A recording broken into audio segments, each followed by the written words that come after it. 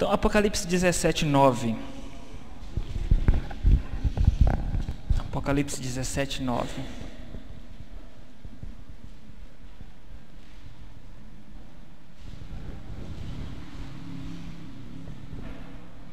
Vamos ler do versículo, vamos fazer diferente. Vamos ler do versículo 1 até o 9.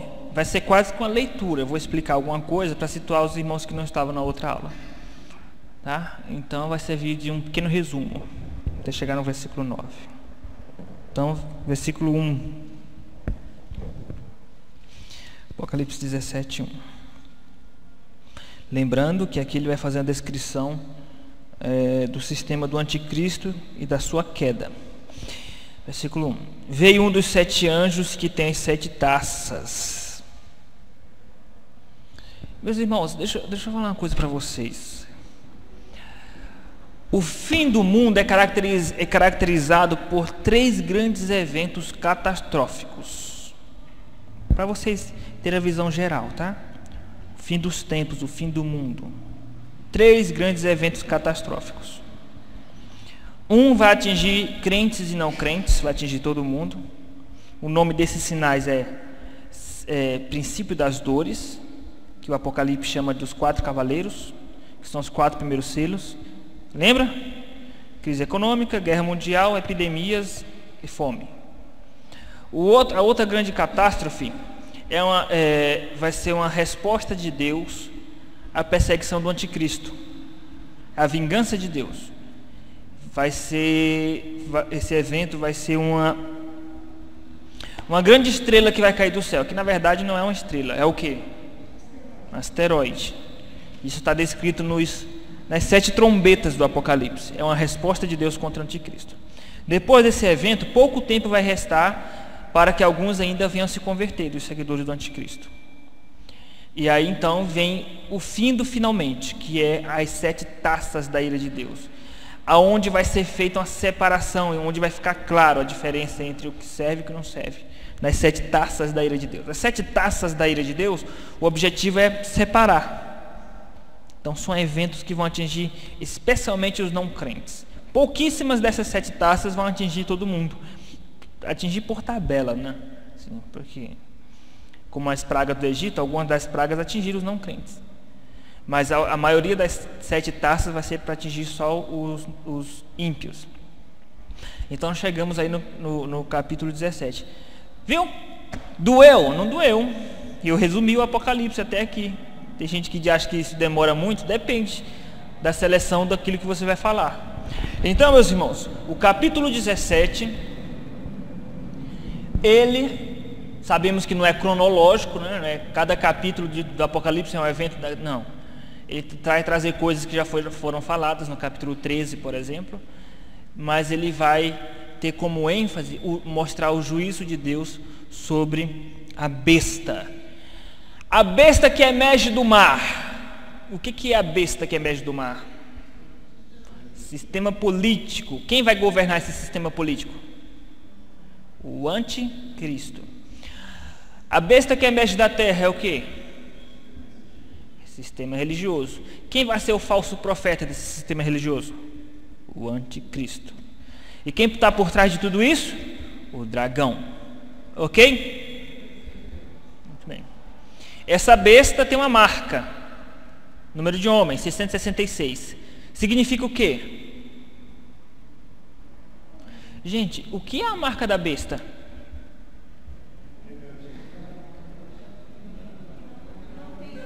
É a desobediência dos ímpios. Só isso. É tão fácil que é difícil de acreditar, não é? É tão simples que é até difícil de acreditar. Não é ou não é? A marca da besta é a desobediência dos ímpios. Não é tatuagem, não é chip, não é nada disso. É o contrário da marca dos crentes. Qual é a marca dos crentes? É a obediência dos crentes. Da onde eu estou tirando isso? Deuteronômio 6. Lá fala: estas palavras estarão como frontal em tua testa e como sinal em tuas mãos. Essas palavras é o quê? A lei. Então vamos estudar agora o versículo 1 de Apocalipse 17 em diante. Veio um dos 7 anjos que tem as 7 taças, que são as taças da ira de Deus, falou comigo dizendo: vem mostrar-te aí o julgamento da grande meretriz que se acha sentada sobre muitas águas. Quem é essa grande meretriz, essa grande prostituta? Versículo de número 18.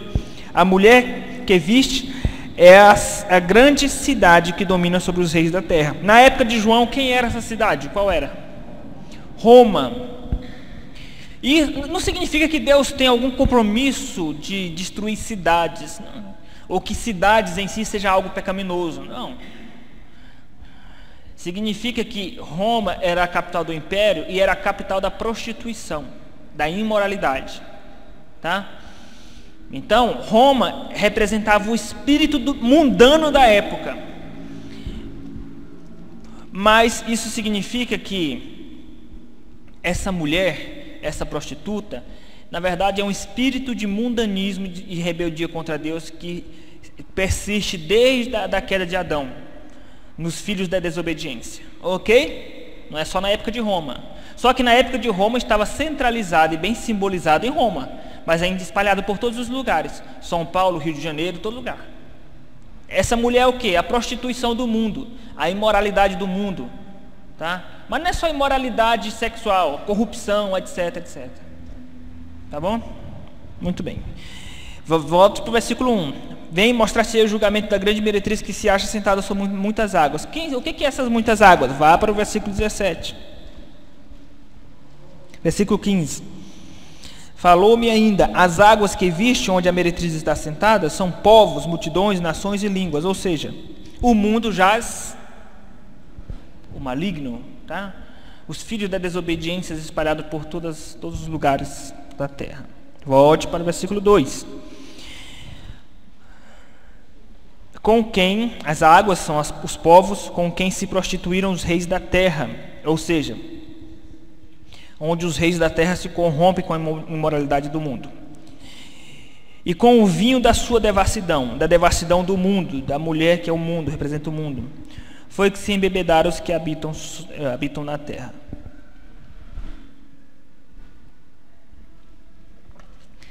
Grave isso. 3 coisas são características básicas de qualquer sistema que se levanta contra os crentes, contra Deus: política,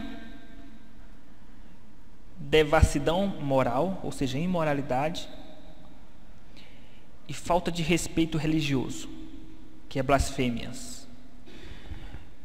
Então vamos lá. O Império Egípcio, na época de Moisés, o império imoral, é um império político e um império que blasfema contra Deus. Os filisteus, imoralidade, império político, né, não é um império, mas é um político, e desrespeito a Deus, blasfêmia contra Deus. O Império Assírio, imoralidade, blasfêmia contra Deus e é um sistema político. Babilônia, conhecida como um império de imoralidade, é um sistema político e blasfêmia contra Deus. E quando vocês lêem os profetas como Daniel, você percebe isso, não é? Não se contaminar com as iguarias do rei, o rei querendo que os judeus se dobrem diante dos deuses dele, não é? Ou dele mesmo. Essas 3 coisas caracterizam o sistema mundano que persegue a igreja. Hoje, vamos pegar aqui o Estado Islâmico. É um sistema político, é cheio de imoralidade. Você, não, mas não é religioso. É imoral, abusa sexualmente daqueles que eles escravizam. Eles são imorais, derramam sangue de inocente e blasfemam contra Cristo. No Brasil, existe o sistema de imoralidade, de blasfêmia contra Cristo, mas ainda falta o sistema político voltar-se contra a igreja de forma mais clara e direta. Mas não está longe, não é? Já estão interferindo na educação cristã que os pais dão para os filhos, estão interferindo no casamento. Aos poucos eles vão chegar lá. Muito bem, meus irmãos, voltemos ao Evangelho. Apocalipse 17, versículo de número 2. Com quem se prostituem os reis da terra, com o vinho da sua devassidão, se embebedaram os que habitam na terra. Transportou-me o anjo em espírito a um deserto. Esse deserto aqui simboliza o que, gente? Ô Vinícius, o deserto na vida da igreja simboliza o que? A ira de Deus? Está certo ou errado? Errado. Foi eles que disseram, tá? Deserto na vida da igreja simboliza o que? Lutas e provações. É porque eu fiz de propósito, entendeu? O trocadilho. Deserto na vida, deserto no sistema do anticristo simboliza o que? A ira de Deus contra o anticristo. Isso é extraído de Isaías 21. Muito bem. E vi uma mulher montada numa besta escarlata. Então, essa mulher, que é o sistema do mundo, a imoralidade do mundo, ela está montada, está sobre a besta. A besta é o que? Sistema religioso, certo? Sistema religioso. O mundanismo está assentado sobre o sistema religioso, sobre o sistema político. Quem é que manda e desmanda no sistema político? A imoralidade.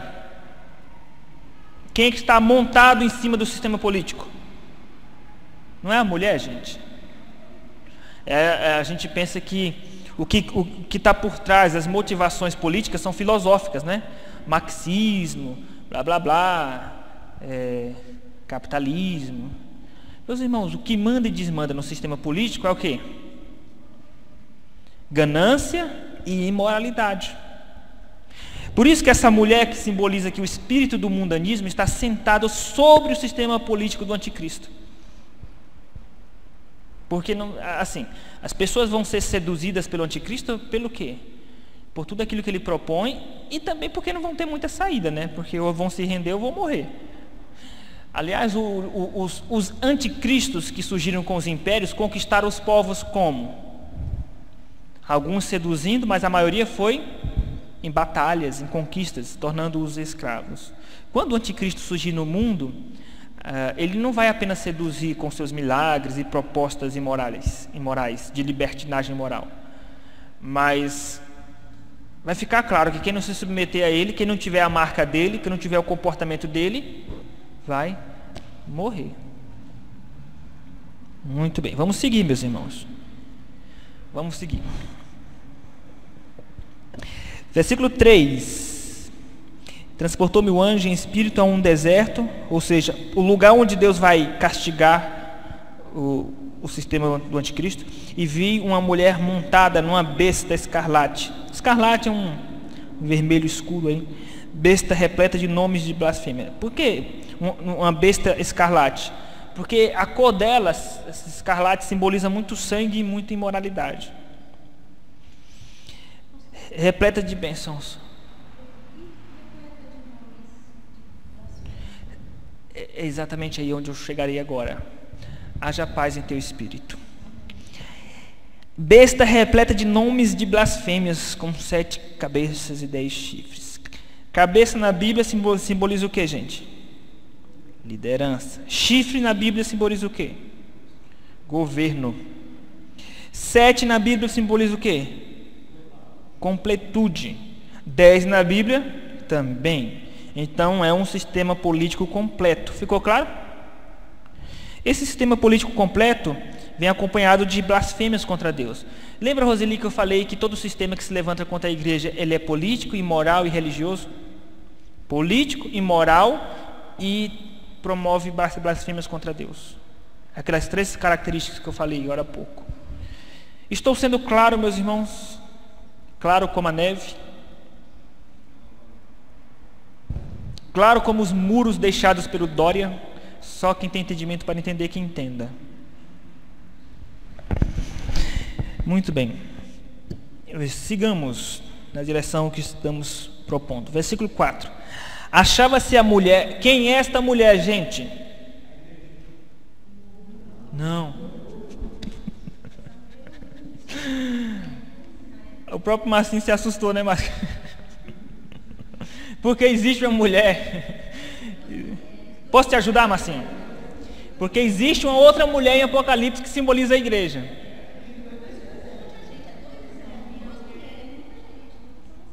Não, são só 2 mulheres. Não são muita informação.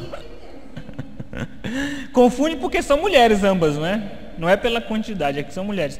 Apocalipse capítulo 12 fala de uma mulher vestida de sol com as estrelas debaixo dos pés, ou com a coroa de estrelas e a lua debaixo dos pés. Essa mulher simboliza quem? A igreja, a mulher de Apocalipse 12. Então atenta para o que eu vou falar. Olhe profundamente meus olhos e observe. Apocalipse capítulo 12 fala de uma mulher.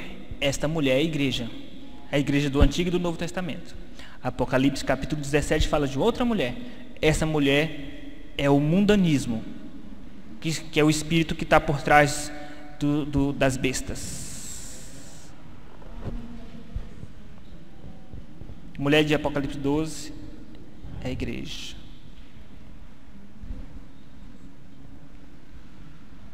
Por que a mulher de Apocalipse 12 é a igreja? Não vou explicar agora, porque não vem ao caso. Vamos seguir.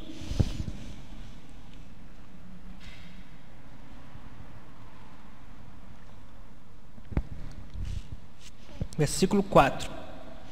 Achava-se a mulher vestida de púrpura e de escarlata, adornada de ouro e de pedras preciosas e de pérolas. Ou seja, essa mulher, esse mundanismo, conquista as nações através de riquezas, provocando a ambição do homem. E é representada pela ambição dos reis, que demonstram luxúria, né? Então, isso é típico dos impérios, onde o anticristo, o espírito do anticristo sempre esteve. O desperdício, a luxúria, né? O amor ao dinheiro, etc. O materialismo. Então, por isso que ele fala aqui de objetos que são típicos de ambientes da realeza. Púrpura, pérolas, tá? São trajes, adorno de ouro, trajes típicos de realeza. Muito bem, isso não significa que Deus que Deus odeia a riqueza, tá, gente? Ele está falando aqui da riqueza impura, a riqueza conquistada de forma impura, que é a riqueza do sistema do anticristo. Tá bom? Deus é mais a favor da riqueza ou da pobreza? Se ser pobre é ser espiritual, então não vai ter ninguém espiritual no céu, porque no céu não vai haver pobreza. Tá? E quem disse que Deus não prometeu riqueza para os crentes? É que às vezes quando a gente vai criticar uma teologia, a gente corre o risco de cair no outro extremo, não é? Por exemplo, a presbiteriana a gente ouve falar muito pouco do Espírito Santo, né? Porque falam de um jeito tão errado dele em outras igrejas, que aí os presbiterianos se esquivam e falam pouco. No caso da prosperidade, as outras igrejas batem tanto nisso, que aí a gente deixa de falar, não é? Mas Deus deseja prosperidade para os crentes, tá? Isso é bíblico. Ele não só deseja, como Ele prometeu prosperidade para os crentes. Tá bom? Ficou feliz agora? Aguarde um pouco, tá? Quando Jesus voltar, Ele vai te dar. Até lá é deserto, é cruz e graça. Mas quando Ele voltar, Ele vai te dar prosperidade. Novo céu, nova terra. Então até lá, aguente firme. Tá bom? Muito bem. Sigamos. Versículo 4. Adornada de ouro, de pedras preciosas e de pérolas, tendo na mão um cálice de ouro transbordante de abominações contra as imundícias de sua prostituição. Isso aqui é uma expressão extraída de Jeremias 51, quando fala que Deus vai castigar através da própria Babilônia como um cálice que carrega as abominações. Isso significa que Deus vai se utilizar da própria Babilônia, ou seja, do próprio sistema do anticristo, para castigar o anticristo, tá? Transbordante de abominações com as imundícias de sua prostituição. Ou seja, a própria imoralidade dessa mulher, que ela tem na mão esse cálice com suas imoralidades, essa própria imoralidade, de acordo com Jeremias 51, vai voltar-se contra ela mesma. Como? Aí você vai lá para o finalzinho, você vai lá para o versículo de número 16. Você percebe que a própria imoralidade do mundo vai entrar em colapso com o próprio sistema do anticristo. Versículo 16: os 10 chifres que vistes a besta, esses odiarão a meretriz e a farão devastada e despojada, e lhe comerão as carnes e a consumirão no fogo. É uma maneira poética e simbólica de dizer que o sistema vai entrar em colapso. Sistema mundo, anticristo e besta. Tá? Eles vão entrar em colapso. Porque um reino dividido não subsistirá. Vai chegar um tempo que ele vai entrar em colapso, o que significa que ele vai caminhar para a sua própria destruição. Mas vamos voltar aqui para o versículo de número 5. Na sua fronte achava-se escrito um nome, um mistério. Nome na Bíblia significa o quê, meus irmãos? Nome em nossos dias, o que significa um nome em nossos dias?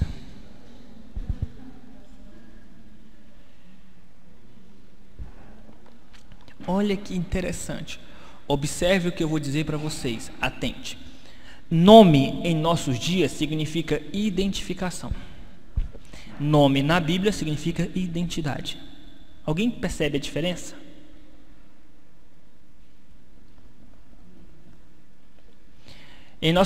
Por que o nome em nossos dias significa identificação? Porque é apenas um dado a mais, e um dado que vai te identificar nos sistemas do governo, nas transações do governo, nas relações familiares, mas não quer dizer necessariamente nada a respeito do seu caráter e da sua personalidade. Entenderam? Eu vou dar um exemplo. Por favor, levem a sério este exemplo. O meu nome significa homem-leão. Não diz nada a respeito da minha personalidade, não é? Se bem que se você conversar com a Flávia, você vai perceber que às vezes eu sou um homem-leão. Mas na Bíblia é diferente.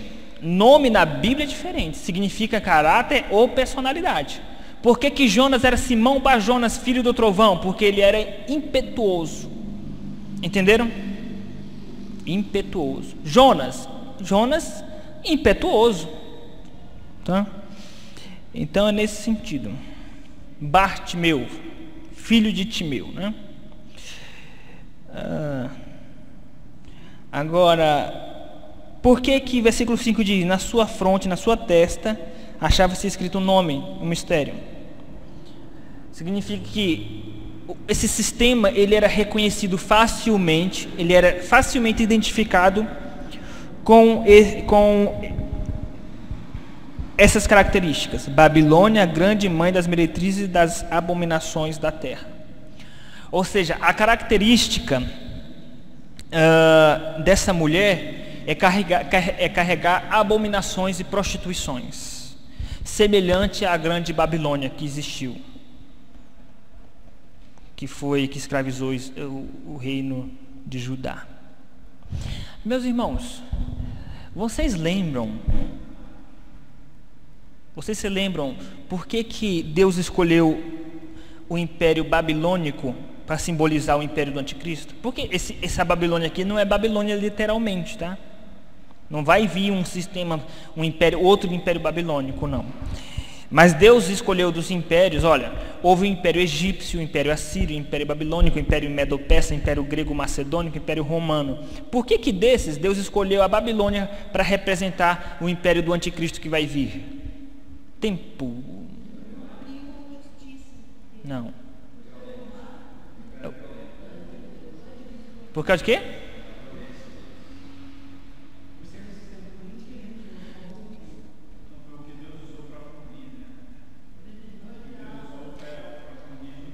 Divisor de águas na história do povo de Israel. Por quê? Porque os inimigos antes da Babilônia ficavam naquele entrave: vai, não vai, Israel ganha, Israel perde, Israel ganha. Não era assim? Filisteus, etc.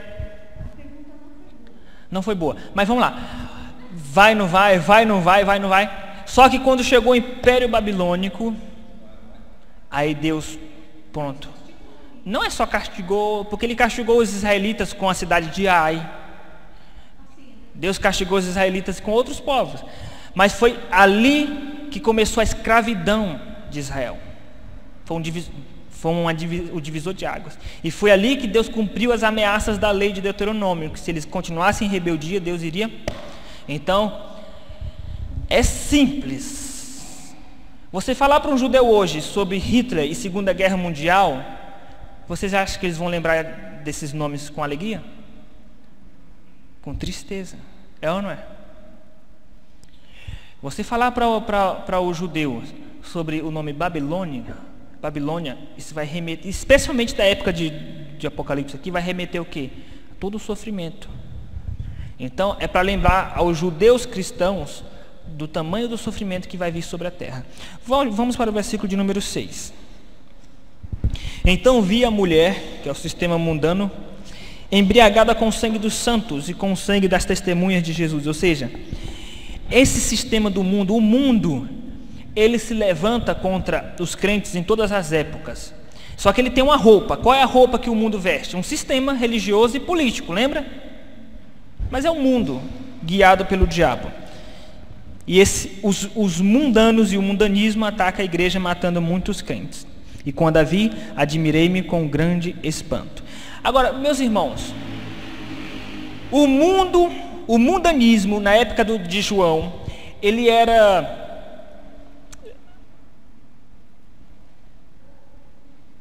Qual era a grande marca do mundanismo na época de João? Pensem bem antes de responder. Aqui, você pensar assim, em coisa mundana, o mundanismo, você pensava o que na época de João? O cristão na época de João? Oi? Quando vocês estão falando assim, murmurando baixinho, que vocês estão inseguros. Olha só. No Brasil, quando se pensa em imoralidade, o que a gente lembra? Carnaval. Não é assim? Em corrupção, o que a gente lembra? Brasília. Na época de João, quando se pensava em imoralidade, mundanismo e perseguição aos crentes, o que se pensava?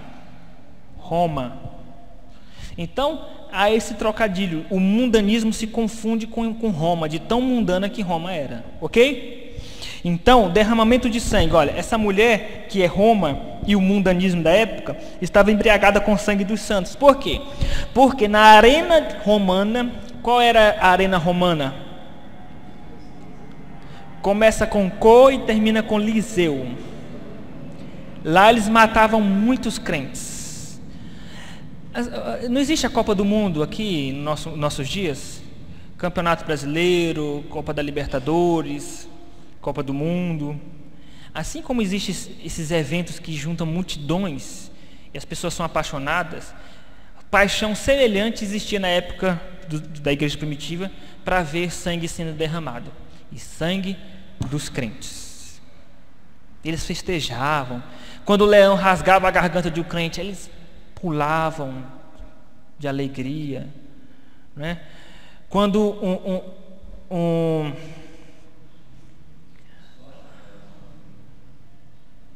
um gladiador atravessava a lança numa família inteira, criança, pai, mãe, para matar os crentes na frente de todo mundo, eles aplaudiam.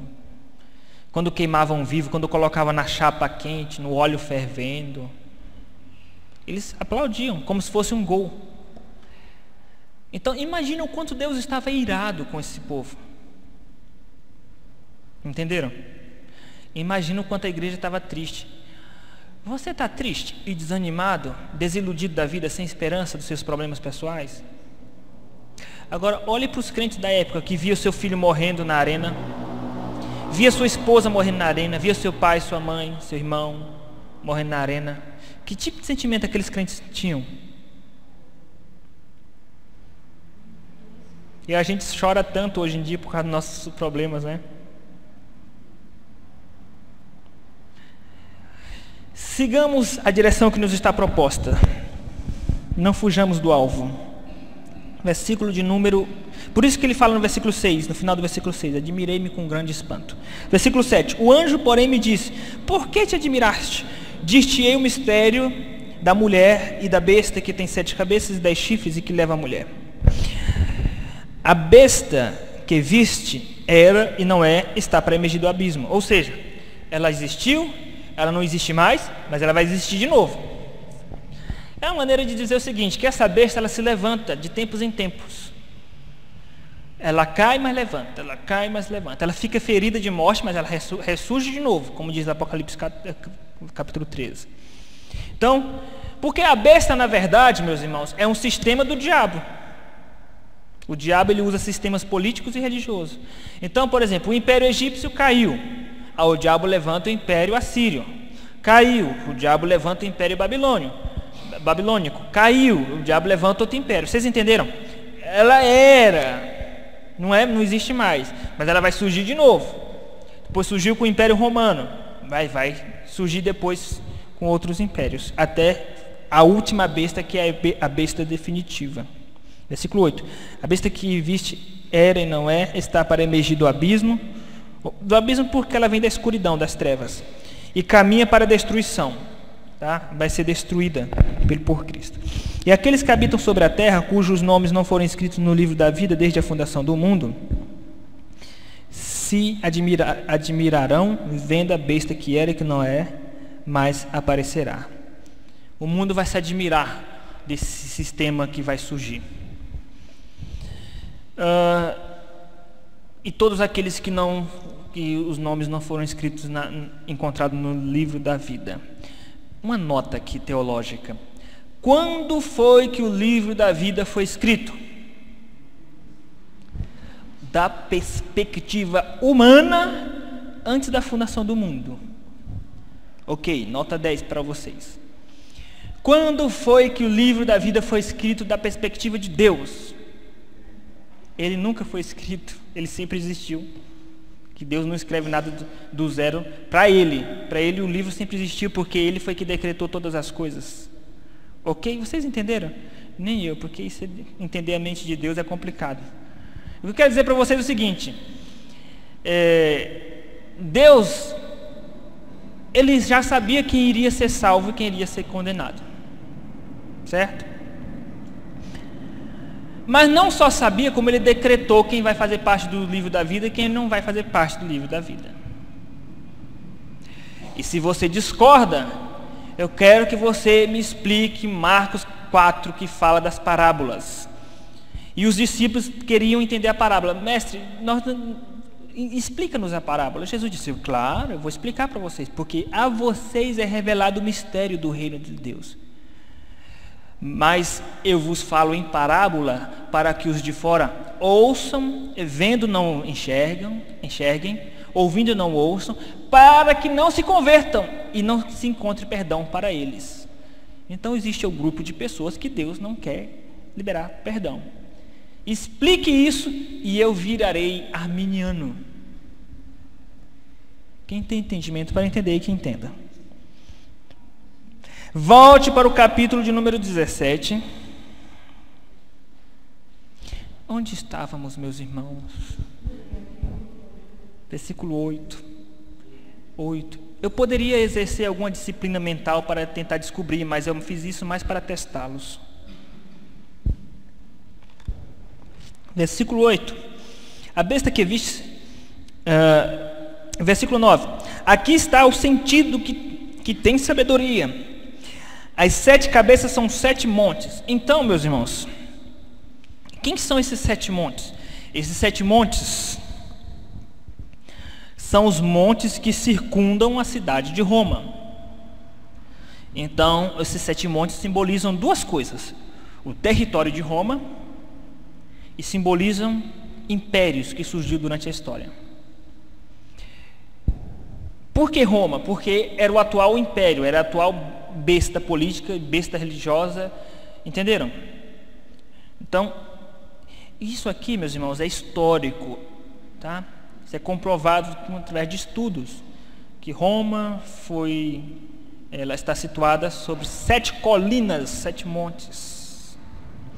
Mas aí os adventistas, eles acham que não significa 7 impérios, 7 reinos, só significa só Roma e ponto.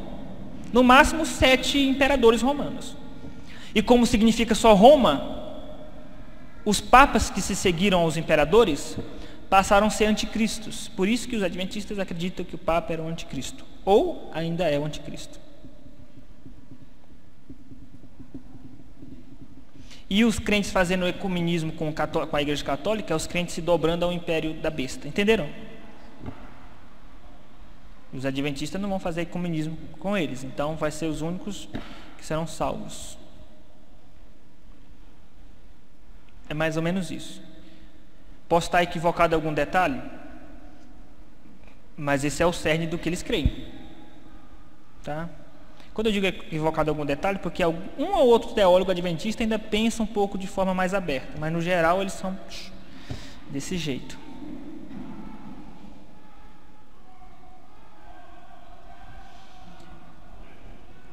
É o sistema do anticristo.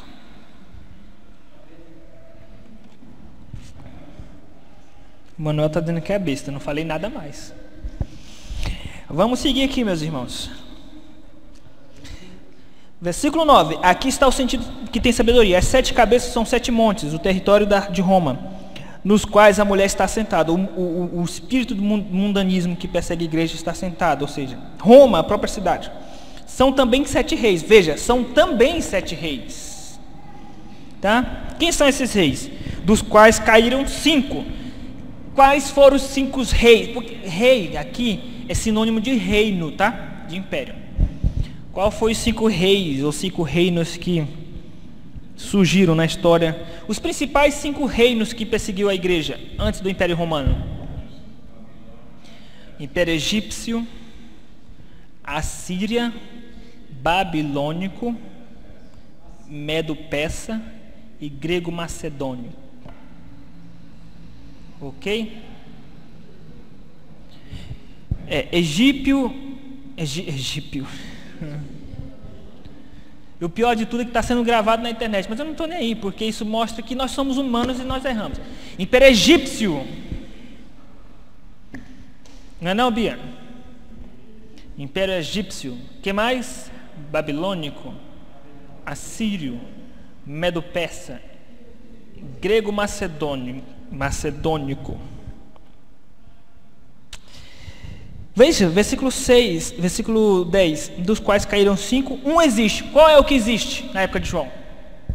Roma, o Império Romano, um existe. E o outro ainda não chegou. Qual é o outro que ainda não chegou? Não é o anticristo.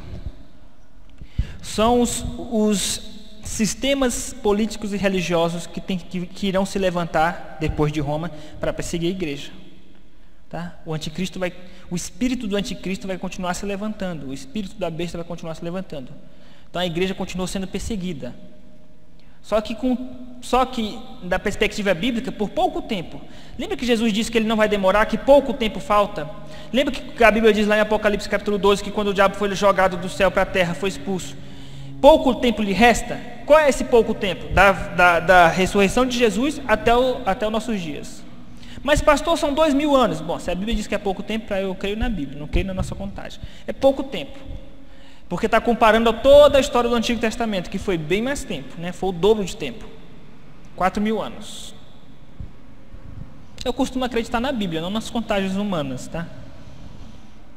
Seja um homem mentiroso. Se é pouco tempo, é pouco tempo. Versículo 10. Dos quais caíram 5, um existe, o outro ainda não chegou, e quando chegar tem de durar pouco tempo. E a besta que era e não é também é ele, o 8º rei. Quem é o 8º rei?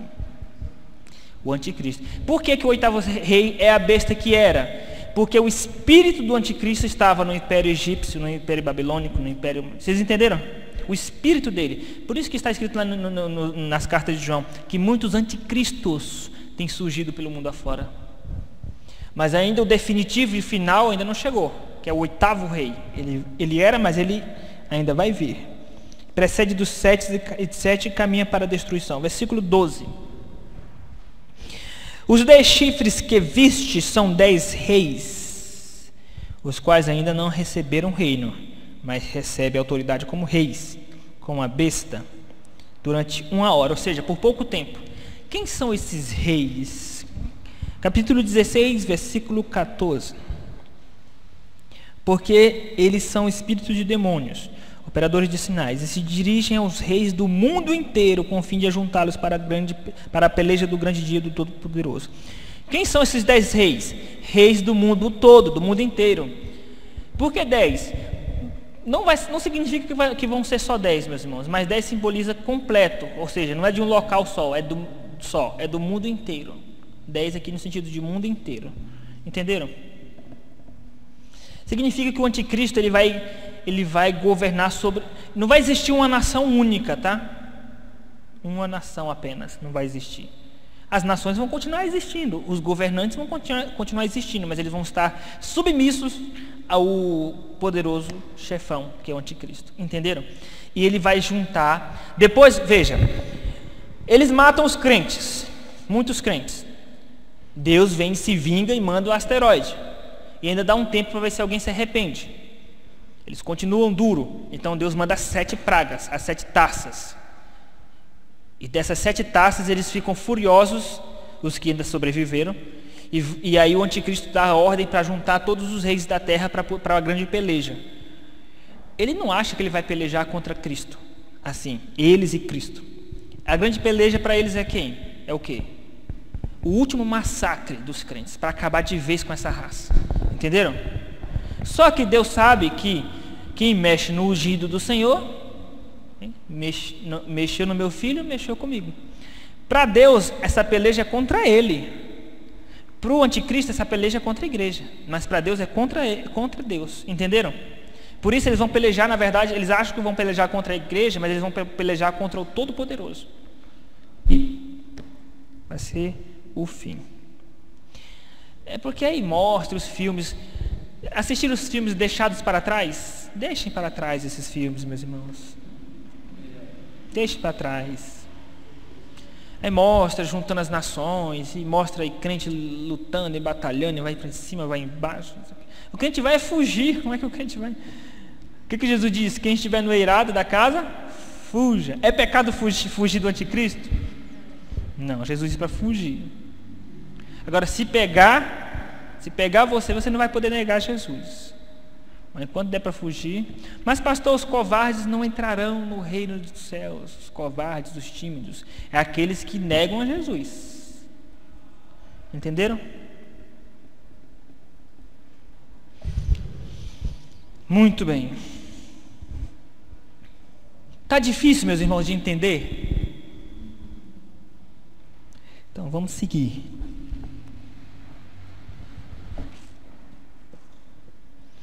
Vamos para o versículo de número 12, é o 13. Tem estes um só pensamento e oferecem à besta o poder e a autoridade que possui. Ou seja, os 10 reis da terra, que é na verdade os reis do mundo inteiro, eles testificam a autoridade da besta, do anticristo. Eles que dão essa autoridade, eles que reconhecem essa autoridade do anticristo. Versículo 14: pelejarão eles contra o cordeiro, e o cordeiro os vencerá. Não dá a entender aqui que eles estão lutando contra a pessoa de Cristo pessoalmente. Eles vão perseguir eles vão perseguir os seguidores do cordeiro. Mas Jesus, veja, qual é a evidência, qual é a prova que nós temos de que não vai ter uma luta entre Jesus e o anticristo? Porque uma luta, você entende que há uma demora ainda, né? Vai em cima, vai embaixo, se esquiva, bate aqui, bate lá, vai, bate a espada, bate as armas, e até um dos lados morrer, não é? É aquela briga toda. Agora, quando alguém chega assim, faz assim, ó, e mata o inimigo com o sopro da boca, houve luta? Não houve luta. Então, Cristo não vai lutar contra o anticristo, ele vai matar o anticristo. Tá? Mas o anticristo vai lutar contra os seguidores dele, de Jesus. E aí sim vai ser uma luta, onde o anticristo vai perseguir para matar o restante dos cristãos, mas Jesus vai vir socorrer a igreja. Versículo de número 14: pelejarão eles contra o cordeiro, e o cordeiro os vencerá, pois é o Senhor dos senhores, o Rei dos reis. Vencerão também os chamados, eleitos e fiéis. Olha aí, quem não acredita na eleição. E fiéis que se acham com ele. Ou seja, por outro lado, dá a entender que nós lutamos e vencemos, né? Não, os crentes vão estar quietinhos lá, escondidos, Jesus mata o anticristo. Veja como Deus é diferente da gente, não é? Deus dá a glória e dá a honra para a gente que não fez nada. Deus está dizendo o seguinte, ó, vocês venceram, mas o que a gente fez? E na igreja, quando um grupo de crente, ou sei lá, não, quem fez isso fui eu. Eu quero a glória para mim. Não é assim? E Deus faz diferente. Deus faz questão de honrar, de colocar lá na frente. A gente tem que aprender muito com Deus, é ou não é? Porque nós fazemos questão dos primeiros lugares do assento. Vamos lá, gente. Versículo 15. Falou-me ainda as águas que viste, que é o que nós já lemos no começo, né? As águas que viste, onde a meretriz está assentada, são povos, multidões, nações e línguas que o anticristo vai guiar e seduzir. Os 10 chifres que vistes e a besta, esses odiarão a meretriz e a farão devastada e despojada, e lhe comerão as carnes e a consumirão. Isso se cumpriu no ano 476 depois de Cristo. Teve 2 cumprimentos. Cumpriu-se no ano 476 depois de Cristo, quando o Império Romano ele entrou em colapso interno, né? A cidade de Roma foi invadida pelos bárbaros. Mas quando os bárbaros chegaram, o Império Romano já estava totalmente enfraquecido politicamente, moralmente, religiosamente, etc. Os bárbaros, porque os romanos se comeram suas próprias carnes, foram se autodestruindo. Quando os bárbaros chegaram, só empurraram o muro. Entenderam? Gente, eu estou sendo simplista e bem resumido sobre questões históricas. O primeiro motivo é porque eu não sou historiador. O segundo motivo, porque eu estou sendo só resumindo mesmo. Por quê? Porque aqui está falando da cidade de Roma, que era um símbolo da imoralidade. Mas assim, não é apenas da cidade de Roma. Lembra que as 7 colinas, os 7 montes, também são 7 reinos? Então isso significa que o reino do anticristo vai entrar em colisão interna, em colapso, onde a própria imoralidade e devassidão do mundo vai fazer com que esse império entre em colapso. Eu vou dar um pequeno exemplo, a ponta do iceberg. O homossexualismo, que é uma imoralidade do mundo, que aí eles estão querendo fazer a nossa sociedade engolir, né? Descer goela abaixo o quê? Casamento gay, adoção de crianças por gays, né? Por enquanto, ninguém tem noção das consequências nefastas que isso vai trazer para a sociedade. E daqui 30 anos, se nós chegarmos lá, a própria população do mundo vai entrar em depressão quando perceber as consequências dessa imoralidade. Então o mundo ele se enrola na sua própria imoralidade. Ele entra em colapso. Meus irmãos, sigamos. Então o versículo 16 é uma maneira simbólica de dizer que o próprio anticristo vai colidir internamente. Versículo 17, porque o seu coração incutiu Deus que realizasse o seu pensamento. Ou seja, Deus foi que entregou os ímpios, o anticristo, nos desejos do seu próprio coração, para fazer aquilo que estava no decreto de Deus. Lembra que Deus endureceu o coração de Faraó? Como? Não sei, até hoje não encontrei ninguém que saiba, só sei que foi assim, como diz o Chicó. Não sei, só sei que foi assim. Então, Deus entrega nos seus próprios pensamentos. E executam a uma e deem à besta o reino que possuem, até que se cumpra uma palavra de Deus. Ou seja, até que Jesus volte, né? A mulher que vistes é a grande cidade que domina sobre os reis da terra, que era o Império Romano, que era Roma, mas que simboliza o mundanismo e a imoralidade sobre toda a terra. Meus irmãos, nós temos 60 segundos para dúvidas.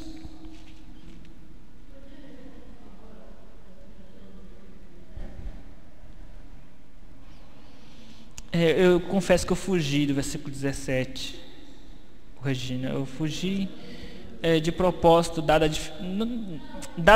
a profundidade que exige-se da explicação dele. Tá, mas vamos lá.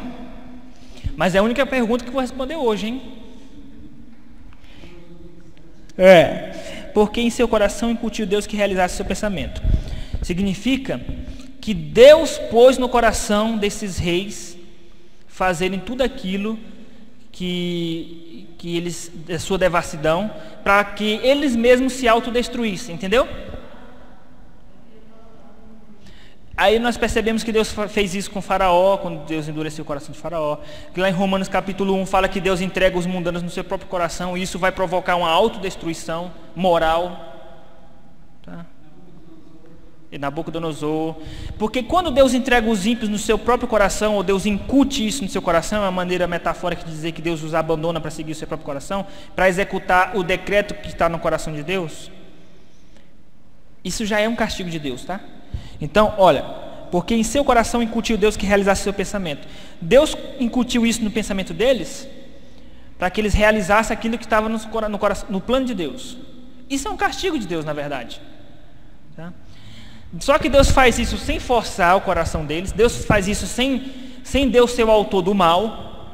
Como? Não sei. Só sei que foi assim. Porque Deus tem poder para fazer isso. O homem não. Deus tem poder para obrigar a criatura a fazer aquilo que Deus quer, sem obrigar a criatura. Ou não tem? Então pronto, meus irmãos. Haja paz em nossas vidas. Próxima aula, Apocalipse 18.